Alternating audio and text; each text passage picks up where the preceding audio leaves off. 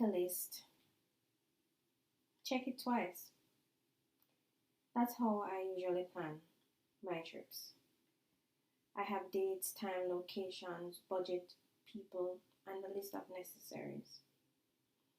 Will it be a trip in the sun? Will it be a day trip? Will it be a road trip? Will it be a short trip or a long one?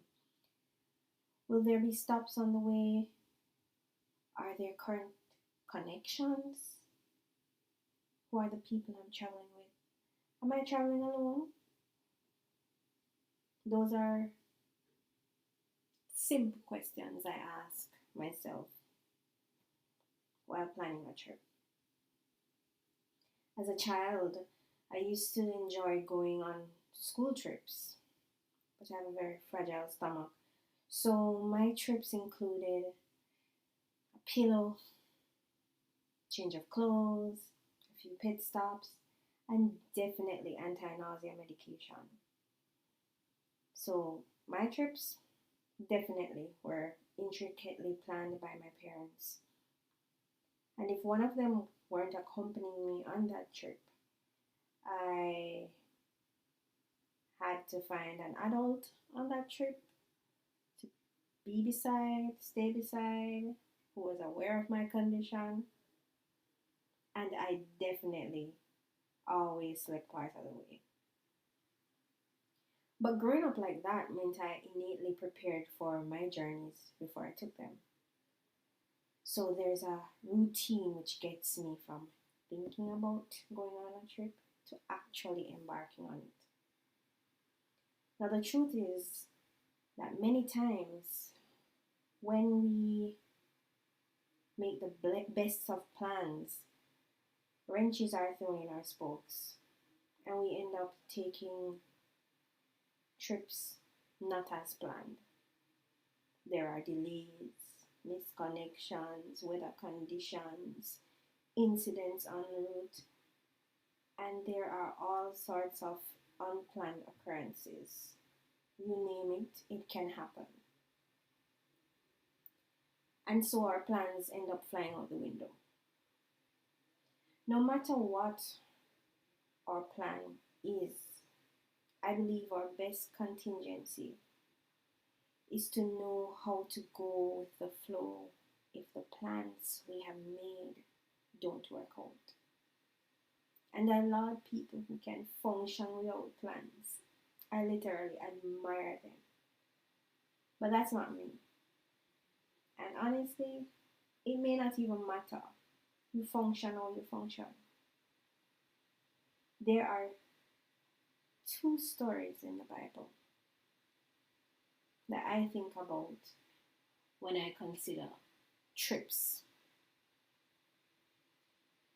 The first is the trip that God sent Abram on. Abram's trip of his life. Abram was literally told, leave your family, leave your people, leave your land, and go to a place I will show you. Now, if that is not an unplanned trip, I don't know what is. The story goes that Abram goes on this trip, and the only people he takes with him are his wife, his nephew, and some servants. And this was not a 2-day trip.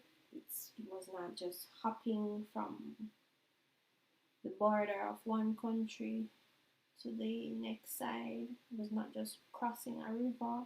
Abram was taking a journey resting on the promises that God made to him.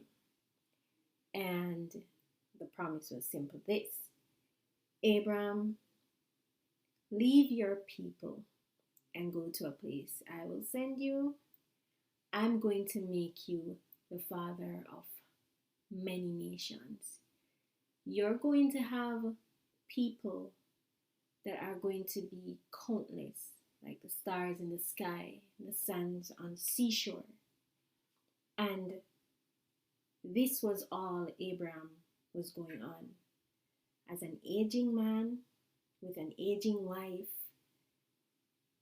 without any children at the time, And as time progressed, no children to boot. But Abraham was going by faith. And going by faith can be a very daunting experience because you never know. And when you have to walk by faith and not by sight, it can be daunting. But Jeremiah 29, verse 11 says, "For I know the plans I have for you, declares the Lord. Plans to prosper you and not to harm you. Plans to give you a hope and a future." Those words are words to live by. Because many times, the best plan we can have is to just trust that in the end, it will work out for our good. The second journey I think about when I think of trips in the Bible is the one of Ruth and Naomi. Now, Ruth was Naomi's daughter-in-law, and they were both widows, and Naomi had come to the decision to return to her homeland without husband, son, grandchildren. And Ruth decided she was going home with her mother-in-law. Ruth and Naomi became relatives, family, mother and daughter, and nothing was going to change that, not even the death of the person who bonded them together. And that's a big deal, especially for a young woman from a different background, knowing that she was now blindly going with her mother without any promise and taking a trip that she didn't know where she was going. And part way on the trip, Naomi says to Ruth, "Turn back, go back to your people, because I have nothing to offer you, no future to give you. I am returning to my land worse than when I left. I have no sons left for you to marry." But I find Ruth's response to her mother-in-law one of the most beautiful displays of faith, love, and loyalty in the Bible. She simply says, "Wherever you go, I'll go. Where you trod, I'll trod. Where you lay, I'll lay. Where you live, I'll live. Your people will be my people, and your God, my God." To be able to be that resolute in your intentions to another person is a beautiful thing. We don't know what tomorrow brings. We can work, we can plan, we can intentionally embark on each day, on each leg of our trip, on each journey, on each ride, with hope, dreams, and intentions. But there's a saying that elderly people in my life are always using. When we're planning, God is wiping out. And it simply means that with our plans made to whatever level of detail, we still cannot guarantee that anything will happen the way we plan it.